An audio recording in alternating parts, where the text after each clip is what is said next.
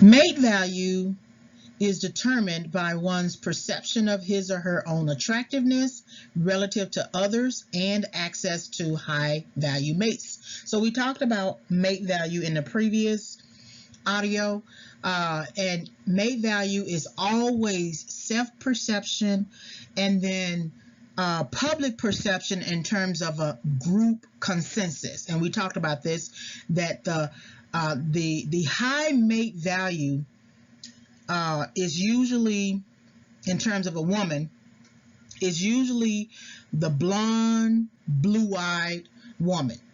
And then if you go up under her, it's the brunette. And then maybe after her, it may be the redhead.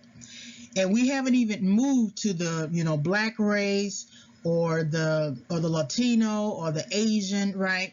So assessment of attractiveness is based upon a global measure of attractiveness as a potential mate. For example, blondes are more preferred to brunettes, light-skinned blacks are more preferred to darker-skinned blacks. But I want to go back to the first bullet point. Mate value is determined by one's perception of his or her own attractiveness relative to others and access to high value mates. So you are not truly high value unless you can bag a high value mate.